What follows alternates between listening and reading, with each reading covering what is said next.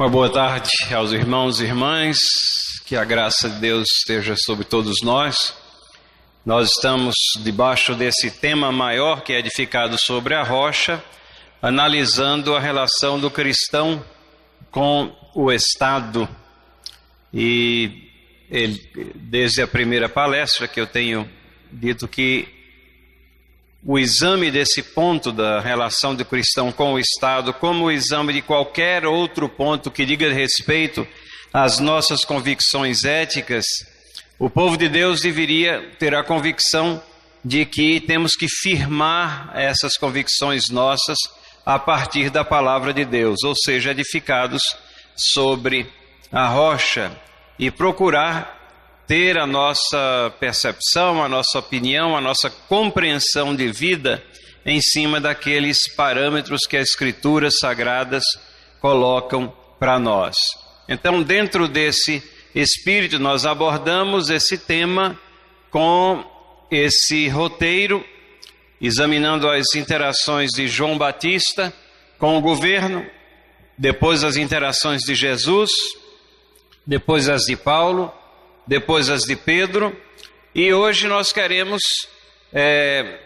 falar sobre confrontando o desafio social. E na segunda palestra vamos falar sobre a globalização. Quando nós falamos de confrontar o desafio social, o subtítulo é exatamente responsabilidade do governo, do indivíduo ou da igreja. O que é que a Bíblia tem a dizer, tem a nos ensinar sobre essa questão?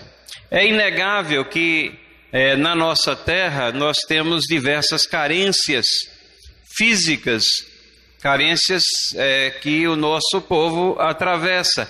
Essa carência pode ser uma carência sistêmica, já prolongada, às vezes é causada por uma tragédia, muitas vezes é uma tragédia pessoal, uma tragédia só na família, mas ela pode ser uma tragédia numa comunidade. Como nós temos muito conhecimento aqui na nossa região, eu sou de Recife, então conheço bem a região aqui, os períodos de seca, onde nós clamamos por chuva, e às vezes a chuva vem com bastante abundância, e nós temos os problemas das enchentes também, enchentes que são muito frequentes no sul do país. E uma crise grande que nós temos confrontado nos últimos anos, não sentimos isso tanto aqui no Brasil ainda, mas já está chegando por aqui, que é a crise de refugiados, né? Refugiados que são deslocados de seus locais por situações de guerra ou de perseguição e verdadeiras peregrinações, histórias de horror. Então temos grandes carências físicas, e o cristão ele tem a conscientização de que a maior carência, obviamente, é a carência espiritual. Nós não estamos colocando isso daqui como prioridade sobre as carências espirituais e a questão do relacionamento com Deus. Não, essa é a nossa missão principal. Mas, dito isso, o que é que nós fazemos com relação à solidariedade que devemos ter com o nosso próximo? Isso é dever de quem? Quem é que tem que agir e qual deve ser a nossa percepção, as nossas expectativas ao que deve fazer a igreja, ao que deve fazer o governo.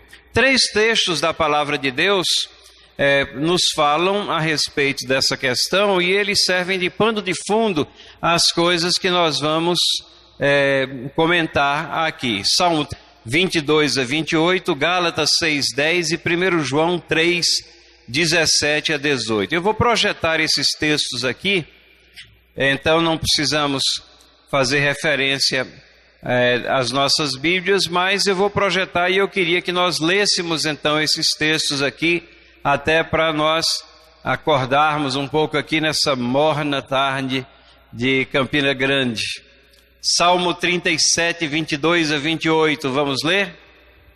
Aqueles a quem o Senhor possuirão a terra, e serão exterminados aqueles a quem amaldiçoa. Senhor, firma os passos do homem bom, e no seu caminho se compraz. Se cair, não ficará prostrado, porque o Senhor o segura pela mão.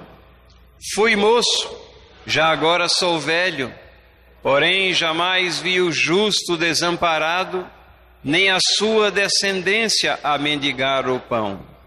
É sempre compassivo e empresta, e a sua descendência será uma bênção. Aparta-te do mal e faze o bem, e será perpétua a tua morada.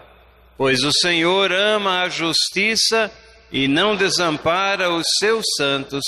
Serão preservados para sempre, mas a descendência dos ímpios será exterminada.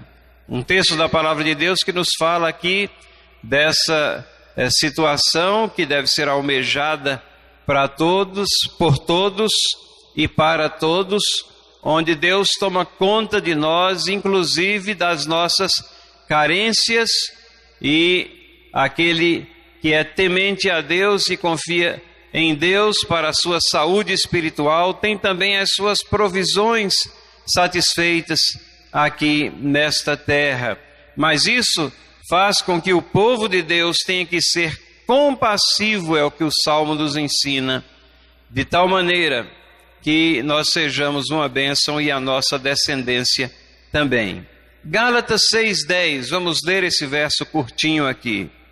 Por isso, enquanto tivermos oportunidade, façamos o bem a todos, mas principalmente aos da família da fé.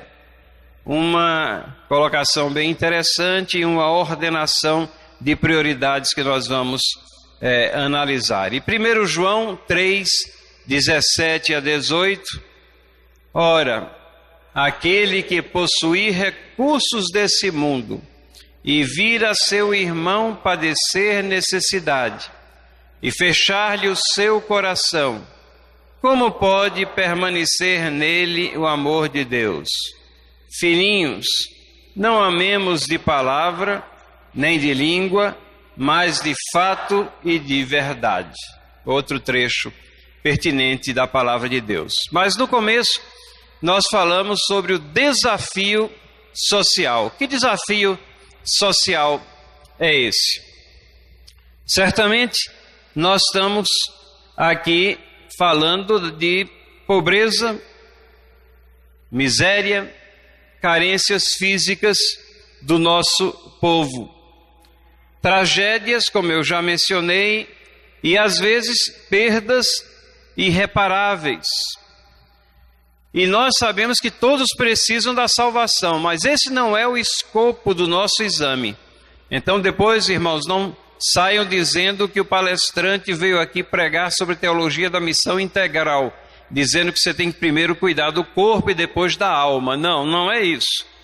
São duas situações bem específicas e a palavra de Deus nos mostra verdadeiramente qual é a prioridade, é estarmos de bem com Deus, reconciliados com Deus, e nós somos propagadores das boas novas de salvação.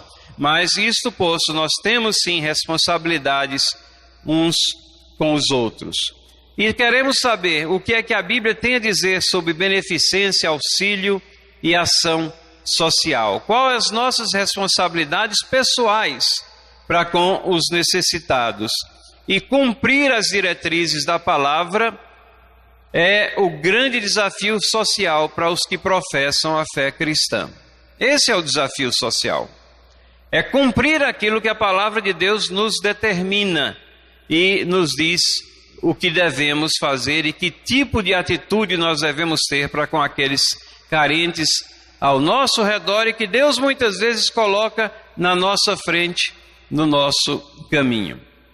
É verdade que quando nós abordamos a palavra de Deus, nós vemos que a pobreza é uma realidade incontestável.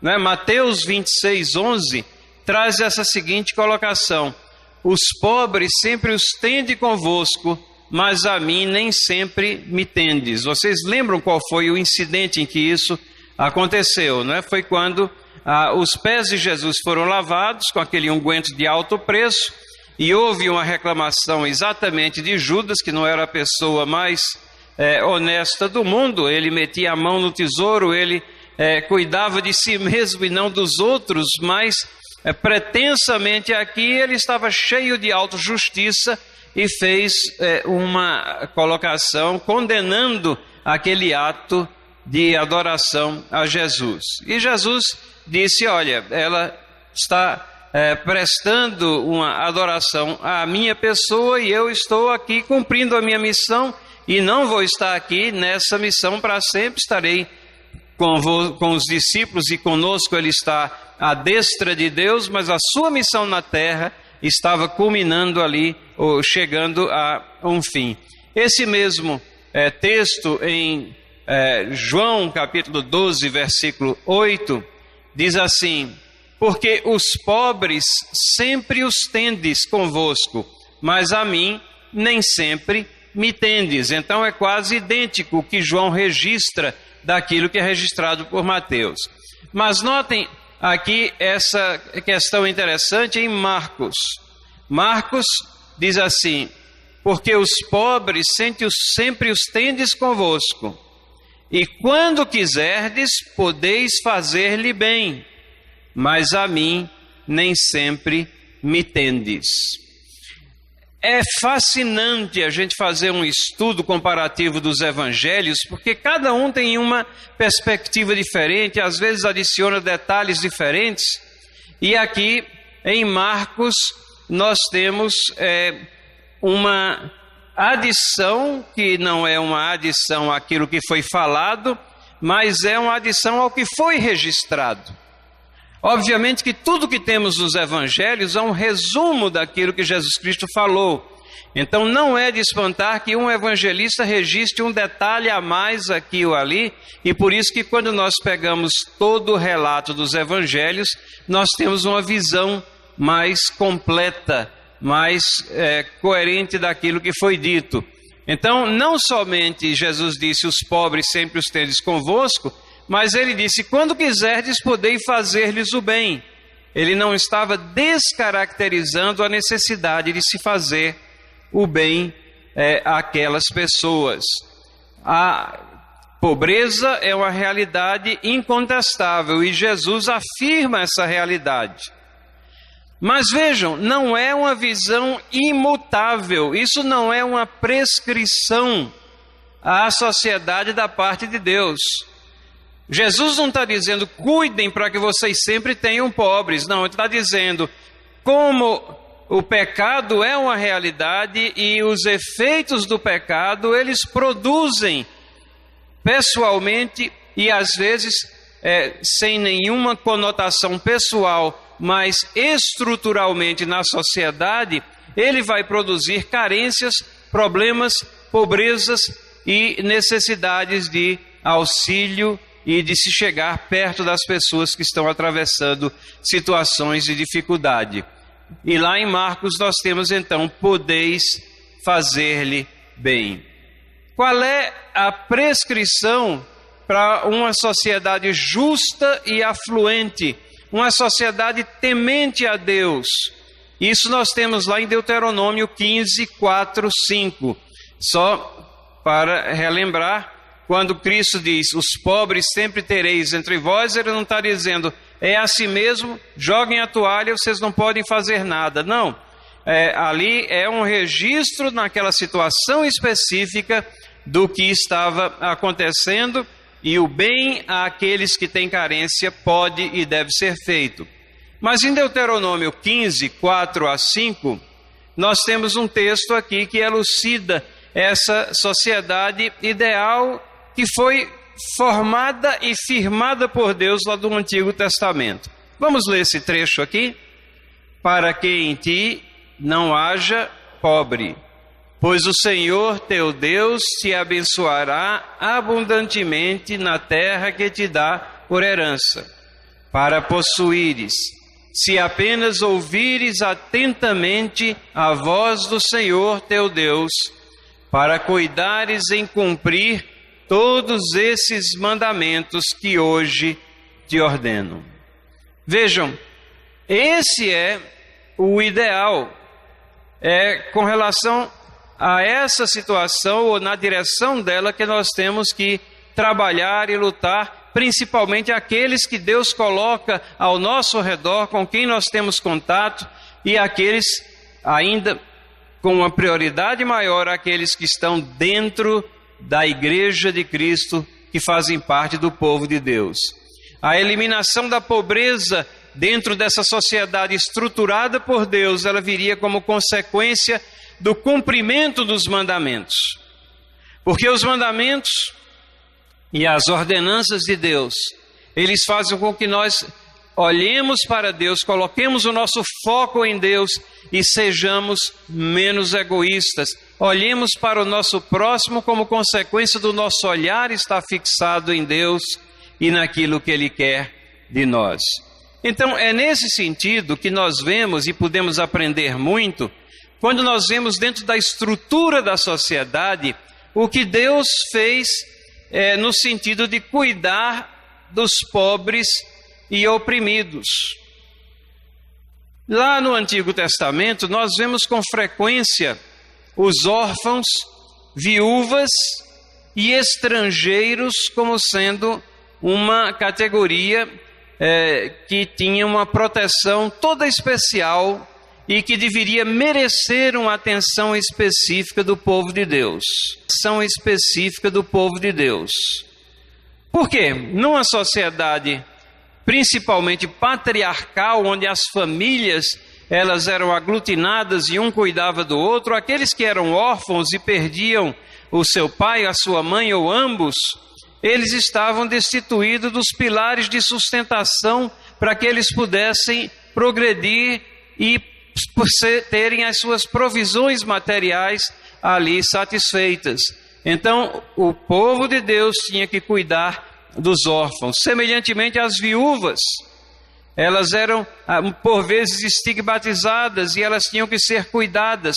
Os estrangeiros, eles vinham até o Israel e eles se agregavam ao povo de Deus e adotavam a adoração ao Deus verdadeiro, e Deus os tocava e os regenerava, mas eles não tinham família por perto, eles não tinham a mesma estrutura de apoio. Então por isso que essa categoria normalmente é sempre mencionada de forma tripla, esses carentes, órfãos, viúvas e estrangeiro. Você sabia que a Bíblia contém orientações sobre como deve ser o relacionamento do cristão com o Estado? Para aprender mais sobre esse assunto, não deixe de conferir os outros 5 episódios da série O Cristão e o Estado, que está disponível gratuitamente na nossa plataforma Bless. 2 versículos aqui, vamos ler eles na sequência. Êxodo 22, 22 a 24 e Deuteronômio 27, versículo 19. Vamos ler? A nenhuma viúva nem órfão afligireis. Se de algum modo os afligirdes, e eles clamarem a mim, eu lhes ouvirei o clamor, a minha ira se acenderá, e vos matarei a espada, vossas mulheres ficarão viúvas, e vossos filhos órfãos. E Deuteronômio: maldito aquele que perverter o direito do estrangeiro, do órfão e da viúva, e todo o povo dirá amém. Gente, são palavras fortíssimas, né, que emanam de Deus. É Ele que se coloca como protetor dessas pessoas, e obviamente essa proteção ela é realizada através do povo de Deus, através das pessoas. E ai daquele que ousasse se aproveitar da situação de fraqueza que essas categorias latentemente apresentavam. Eram as categorias de menor proteção, eram aquelas que tinham maior possibilidade de entrar numa situação de pobreza sistêmica, e por isso elas são alvo de uma atenção especial. No Novo Testamento, nós vamos ver esses cuidados reafirmados aqui. Pelo menos em Mateus 23, 14, nós vemos a exploração dos mais fracos sendo condenada, e em Atos 6, 1, uma necessidade de justiça e igualdade de tratamento para com essas categorias, principalmente aqui o caso das viúvas. Leamos Mateus 23:14. Ai de vós, escribas e fariseus e hipócritas, porque devorais as casas das viúvas e para o justificar fazeis longas orações, por isso sofrereis juízo muito mais severo. Então o que Jesus está ensinando aqui é que não adiantava de nada aquela religiosidade toda, aquela fachada, uma religião de fachada, orações proferidas de tal maneira que eram para que as pessoas vissem e se admirassem da religiosidade daqueles líderes, mas na realidade eles estavam devorando as casas das viúvas, e para se justificarem faziam orações, proferiam palavras belas. Aprendemos em outro incidente também que eles diziam: não, se você se compromete a trazer uma oferta e aquela oferta você separou para trazer para o templo, então você pode descartar um dos mandamentos, que é honrar pai e mãe, e você pode inverter aquilo que Deus colocou como sendo a prioridade, que é o cuidado dos seus. Esse era o pecado, essa era a situação ali com escribas e fariseus. Em Atos 6:1, vamos ler: ora, naqueles dias, multiplicando-se o número dos discípulos, houve murmuração dos helenistas contra os hebreus, porque as viúvas deles estavam sendo esquecidas na distribuição diária. Temos aqui a igreja incipiente, nascendo ali na sua era neotestamentária, e então temos as viúvas dos hebreus sendo cuidadas com mais carinho, desvelo, atenção do que aquelas dos que eram de outras províncias, daqueles que estavam mais ligados à cultura helênica. Essas estavam sendo desprezadas. Então, o texto diz que essa controvérsia surgiu, e para que houvesse justiça e igualdade de tratamento é que nós temos a instituição do diaconato. Aquelas pessoas que iriam especificamente olhar para essas carências. Esses cuidados continuam sendo reafirmados aqui nas cartas aqui de Paulo. Primeiro, em 1 Timóteo aqui, 5, 3 a 4, e depois nós temos em Tiago, capítulo 1, versículo 27.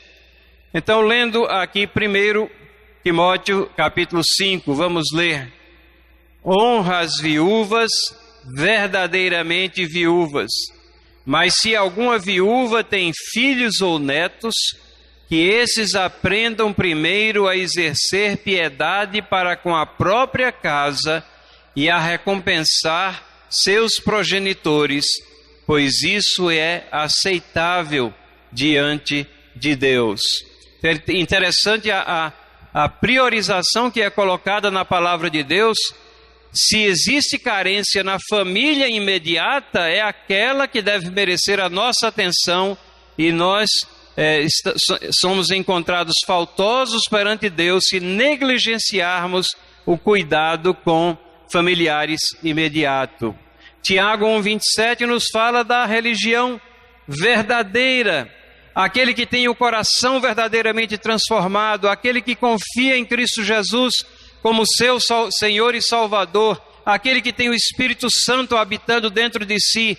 Ele não pode ficar insensível às situações de carência. Leiamos o texto aqui: a religião pura e sem mácula para com o nosso Deus e Pai é essa: visitar os órfãos e as viúvas nas suas tribulações, e a si mesmo guardar-se incontaminado do mundo.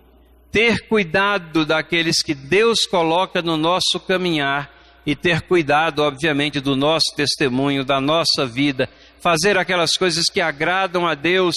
Isso é a essência da religião verdadeira, e é assim que colocamos em prática as coisas que nós professamos. O nosso cristianismo não é somente da boca para fora, mas tem que ser vida colocada em prática e com sensibilidade às situações de necessidade ao nosso redor. Mas vamos voltar um pouco aqui ao Antigo Testamento. Eu vou ler esse texto aqui, ele é um pouco mais longo, então eu vou ler, dar um descanso aí a vocês. Deuteronômio 24, 17 a 22 e depois Levítico 23, 22. Dois textos ricos em ensinamentos para mostrar como é que esse cuidado era exercitado na prática aqui. Diz o texto: não perverterás o direito do estrangeiro e do órfão, nem tomarás em penhor a roupa da viúva. Lembrar-te-ás que foste escravo no Egito, e de que o Senhor te livrou dali. Pelo que te ordeno que faças isso, quando no teu campo cegares a messe e neles cresceres um feixe de espigas, não voltarás a tomá-lo. Para o estrangeiro, para o órfão, para a viúva será, para que o Senhor teu Deus te abençoe em toda obra das tuas mãos.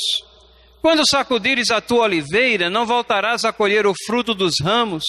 Para o estrangeiro, para o órfão, para a viúva será. Quando vindimares a tua vinha, não tornarás a rebuscá-la. Para o estrangeiro, para o órfão, para a viúva será o restante. Lembrar-te-ás de que fosse escravo na terra do Egito, pelo que te ordeno que faças isso. E Levítico 23, 22, repete aqui: quando cegardes a messe da vossa terra, não rebuscareis os cantos dos vossos campos, nem colhereis as espigas caídas da vossa cega. Para o pobre, para o estrangeiro as deixareis. Eu sou o Senhor vosso Deus. Vocês percebem aqui a sabedoria dessas determinações de Deus para aquela sociedade? Nós temos aqui nesses dois textos, e o Pentateuco está eivado de admoestações semelhantes, e os livros históricos também de situações reais sobre isso. Os pobres e carentes aqui, eles são alvo de uma assistência social.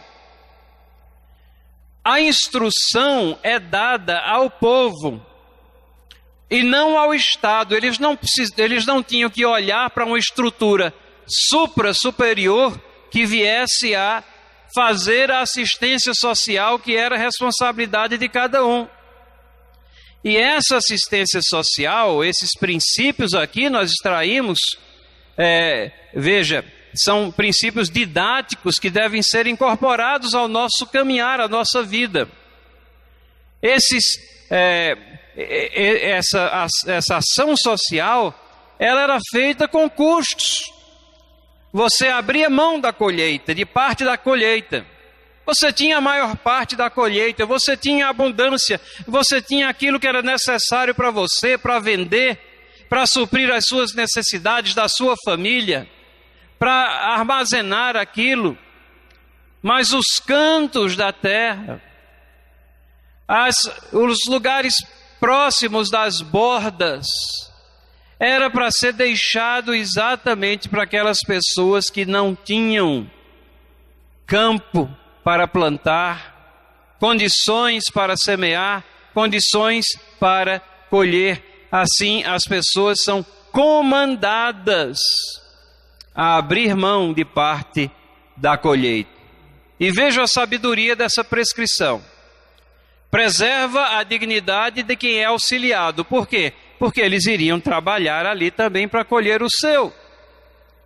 Dá oportunidade de trabalho a quem está sendo auxiliado.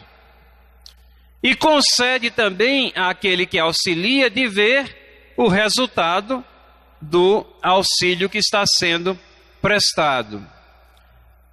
E ninguém faz corpo mole achando que uma outra pessoa ou uma outra estrutura é que vai realizar a tarefa social, a obra social, a obra de auxílio aos necessitados.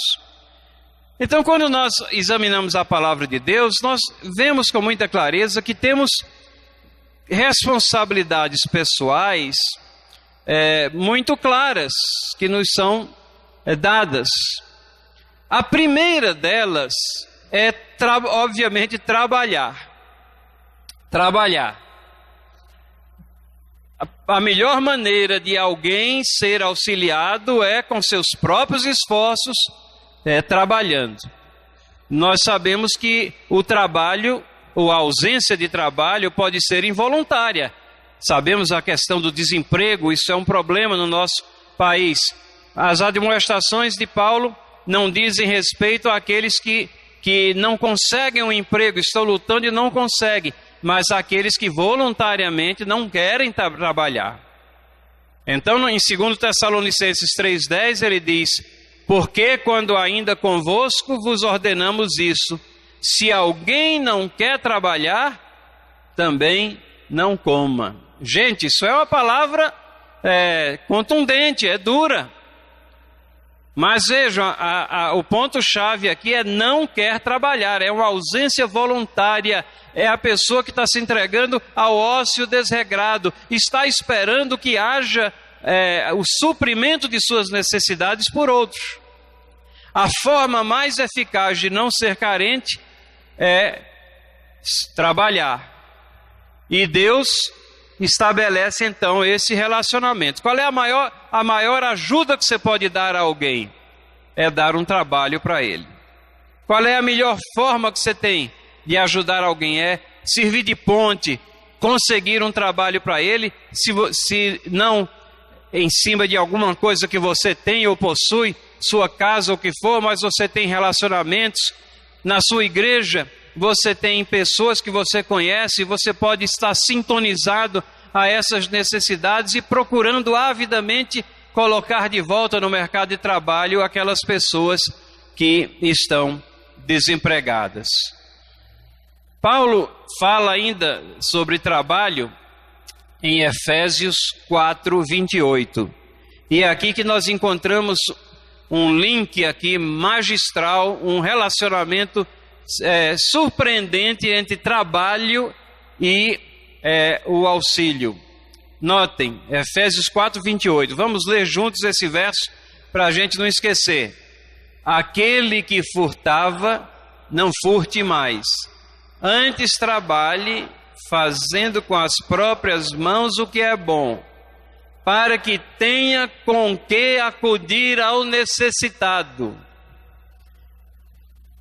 Muitas vezes eu passei por cima desse verso sem atentar para esse propósito do trabalho. Porque a gente sempre pensa, por que é que a gente trabalha? Para o meu sustento da minha família.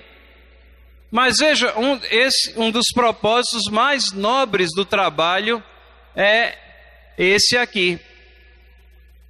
É auxiliar ao necessitado. Paulo está dizendo, furtar é errado. Adquirir coisas que não são suas, lançando mão da propriedade alheia, é errado. Invadir propriedades, esse tipo de coisa que está tão em moda na nossa terra, a palavra de Deus não vai dar guarida a isso. Trabalhe. Mas com que propósito? Auxiliar aqueles que são necessitados. E aí, nessas responsabilidades pessoais que nós temos, nós chegamos no versículo 10 do capítulo 6 de Gálatas, que nós já lemos no começo.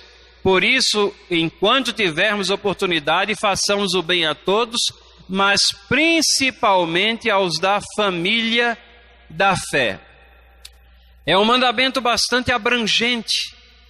Façamos o bem a todos. Obviamente a gente não sai discriminando ou perguntando, a gente tenta analisar a situação de carência.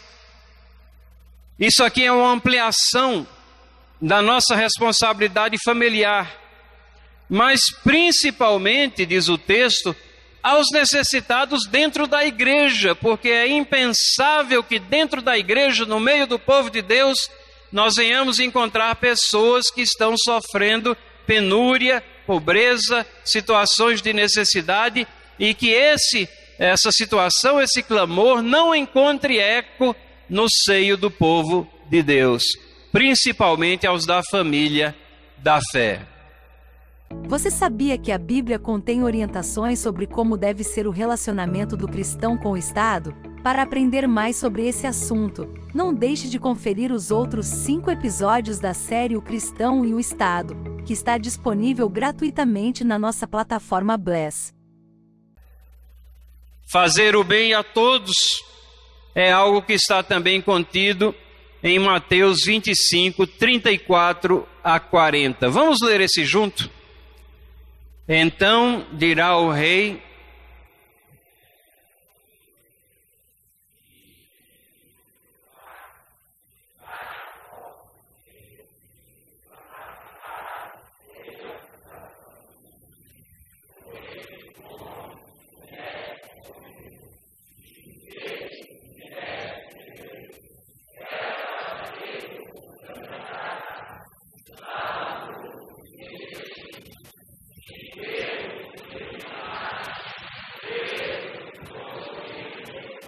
então perguntarão os justos: Senhor, quando foi que te vimos com fome e te demos de comer, ou com sede e te demos de beber?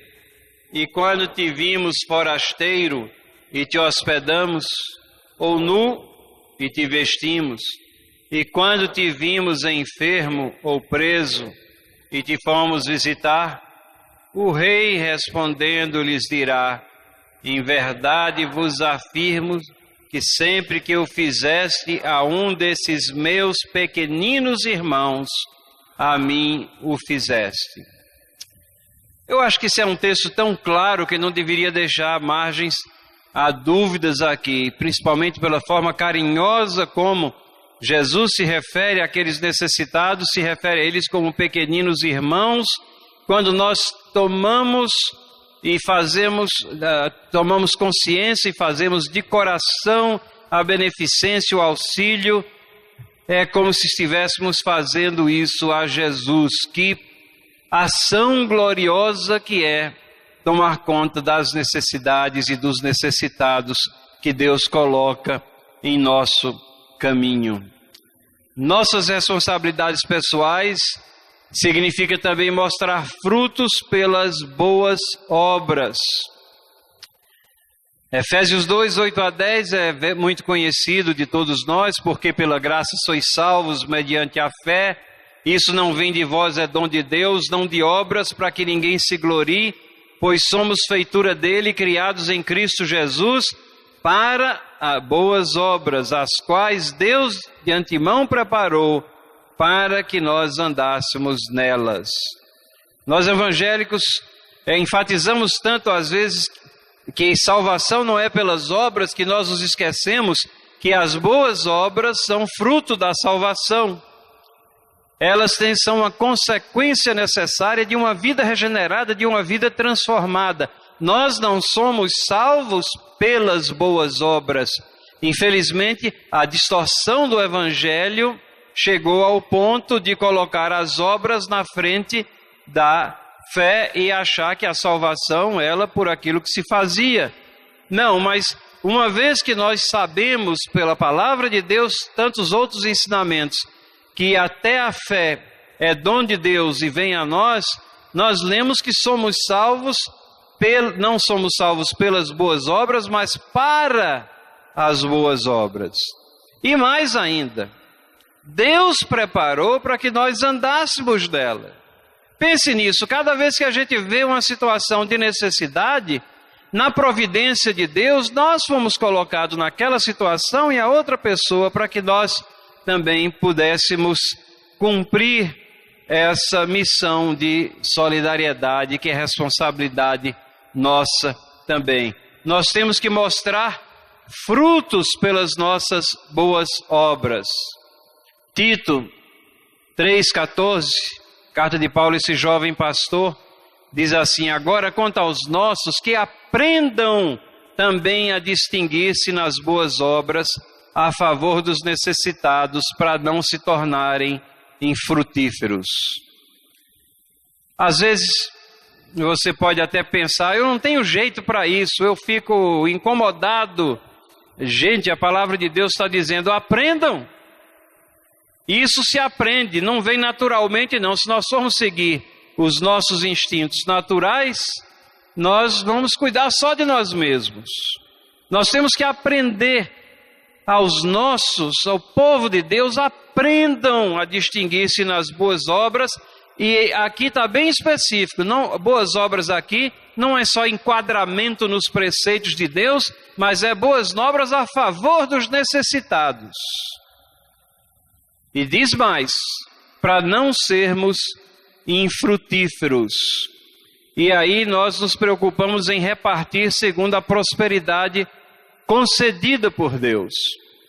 1 Timóteo 6, 17 a 18 diz assim: exorta aos ricos do presente século que não sejam orgulhosos, nem depositem sua esperança na instabilidade da riqueza, mas em Deus, que tudo nos proporciona ricamente para nosso aprazimento, que pratiquem o bem, sejam ricos de boas obras, generosos em dar e prontos a repartir. O texto está escrito aos ricos do presente século. Aí você diz: mas eu não sou rico. Será que não é? Pense direitinho no tudo aquilo que Deus lhe deu. Sempre você vai encontrar alguém que tem menos do que você, e alguém que tem necessidade, e alguém que você pode ajudar. O versículo 19 que segue esse texto chama a atenção para a verdadeira vida. Diz assim: que acumulem para si mesmo tesouro sólido, fundamento para o futuro, a fim de se apoderarem da verdadeira vida. Então, a verdadeira riqueza é aquela vida vivida plenamente debaixo das diretrizes que nós recebemos de Deus. Então, resumindo as nossas responsabilidades pessoais: trabalhar, fazer o bem a todos, mostrar frutos pelas boas obras e repartir segundo a prosperidade concedida por Deus. Temos um exemplo maravilhoso na palavra de Deus, que é o de Jó. Jó nos traz lições grandes, como ele sofreu bastante na sua vida, não renegou a Deus, como ele aprendeu através do seu sofrimento, como ele se manteve em um esteio firme, como ele foi agraciado e resgatado por Deus daquela tribulação. Mas como é que Jó confrontou o desafio social do seu tempo? Tem um texto aqui, lá em Jó 29, versículos 12 a 16, que nos fala disso. Jó diz assim: eu livrava os pobres que clamavam, e também o órfão que não tinha quem o socorresse. A bênção do que estava a perecer vinha sobre mim, e eu fazia rejubilar-se o coração da viúva. Eu me cobria de justiça, e esta me servia de veste. Como manto e turbante era a minha equidade. Eu me fazia de olhos para o cego, de pés para o coxo, dos necessitados era pai, e até as causas dos desconhecidos eu examinava. Notem, Jó praticava a beneficência.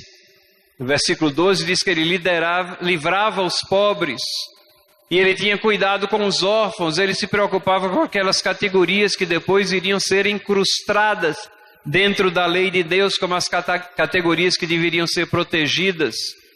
Jó era abençoado porque atendia aos que vinham a ele. Ele tornava choro em alegria, e com isso ele gerava bênçãos para ele próprio.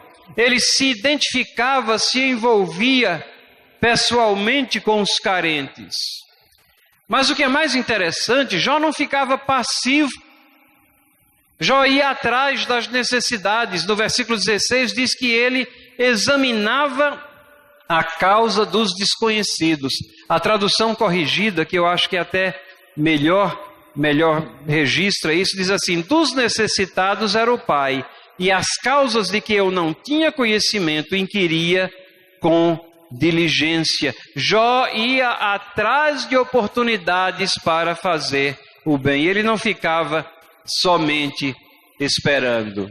E Deus espera de nós essa postura que nós vemos em Jó. Provérbios 21:13 diz assim: o que tapa o ouvido ao clamor do pobre também clamará e não será ouvido. Deus espera de nós ações positivas. E Ele indica que a falta de ação, a acomodação, vai encontrar o seu desagrado, vai receber o seu desagrado, clamará e não será ouvido. Quando nós vemos lá no Antigo Testamento o caso de Sodoma, nós sempre nos lembramos da imoralidade reinante naquela cidade que causou a destruição dela. Lá no livro de Gênesis, no capítulo 19, está registrada a destruição de Sodoma e Gomorra, em função da impiedade. Mas a cidade de Sodoma, ela é referida em várias situações e locais na Bíblia. E lá no livro de Ezequiel, nós temos uma luz adicional que nos mostra o que é que acontecia naquela cidade. Diz assim: eis que essa foi a iniquidade de Sodoma, tua irmã, soberba, fartura de pão, próspera tranquilidade teve ela e suas filhas, mas nunca amparou o pobre e o necessitado. Foram arrogantes e fizeram abominações diante de mim, pelo que vendo isso as removi dali. Descaso social, insensibilidade, em paralelo à dissolução moral. A raiz do problema era a prosperidade. Prosperidade e o descaso pelas coisas de Deus levava ao ócio desregrado, a ausência de conscientização para com a necessidade dos pobres. É necessário, irmãos, que aprendamos, então, a fazer o bem. Nós já vimos isso lá em Tiago 3,14. Mas Isaías, capítulo 1, 17, fala da mesma coisa. Aprendei a fazer o bem, atendei à justiça, repreendei ao opressor, defendei o direito do órfão, pleiteai a causa das viúvas. Aprendei a fazer o bem. Então essa lição é muito importante, porque muitas vezes nós ouvimos o quê? Eu não tenho jeito para isso. Ah, não, isso é com a junta diaconal. Ou então a gente reclama, isso é uma vergonha, o governo não faz nada. Na palavra de Deus, a maioria dos mandamentos são pessoais e não institucionais. E isso não é uma atitude que está ou não em nós. Se não está em nós, dobremos os joelhos e vamos aprender aquilo que está na palavra de Deus. A Bíblia nos diz que nós devemos aprender. E apenas já caminhando para a conclusão, nós temos muitas tragédias na terra. Às vezes, como eu disse, a pobreza sistêmica, estrutural, às vezes são tragédias. A Bíblia diz que no mundo, Jesus nos ensinou, nós passamos por muitas aflições e nós temos que ter ânimo. E é o mesmo Cristo que diz: dai e dar-se-vos-á, boa medida, recalcada, sacudida, transbordante, generosamente vos darão, porque com a medida com que tiverdes medido, vos medirão também. Nós temos aqui algumas fotos daqueles desabamentos lá no Rio de Janeiro, isso em alguns anos atrás, ali em Nova Friburgo e aquelas áreas. E lá na Bíblia nós vemos que em Romanos 15, 26, Paulo registra que houve uma coleta em benefício dos pobres. Aprove a Macedônia e a Acaia levantaram uma coleta em benefício dos pobres, dos santos que vivem em Jerusalém. Jerusalém estava debaixo de grande perseguição, havia carência, havia pobreza. Os irmãos demonstraram solidariedade. Em 1 Coríntios 16, 1, Paulo diz: quanto à coleta para os santos, fazei vós também, como ordenei às igrejas da Galácia.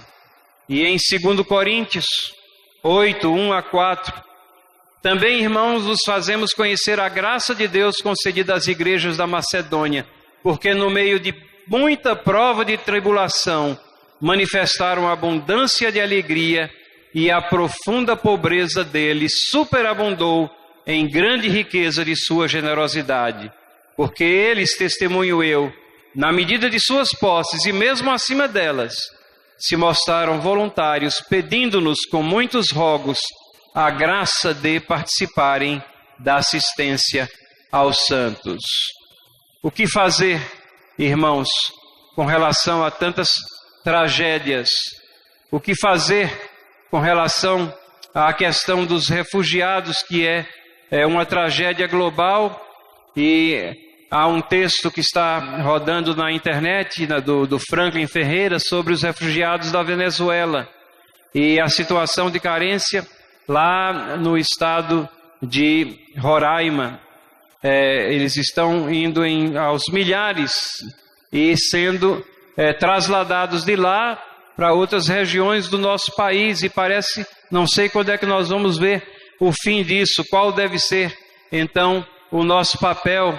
Na tragédia do Rio, covas coletivas foram abertas assim para aqueles que pereceram ali, muita dor, muita necessidade de solidariedade e de ação do povo de Deus. Concluindo, reafirmo que não estou pregando teologia da missão integral, mas não podemos abdicar nossa responsabilidade em auxiliar. Nós temos resultados visíveis onde o Evangelho foi pregado. Transformações profundas, exemplos de solidariedade, auxílio nas tragédias, alfabetização, respeito à família, às leis mais justas, maiores oportunidades de educação a todos, maior progresso social, menor pobreza, menos pobreza. Onde o Evangelho foi pregado, as condições sociais melhoraram, porque o povo de Deus se aplicou em cumprir aquilo que a palavra de Deus quer.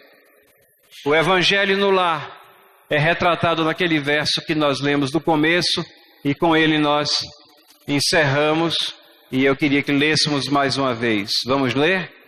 Fui moço e já agora sou velho, porém jamais vi o justo desamparado, nem a sua descendência a mendigar o pão. Que Deus nos abençoe e nos auxilie a sermos cumpridores de sua palavra nessa área do desafio social.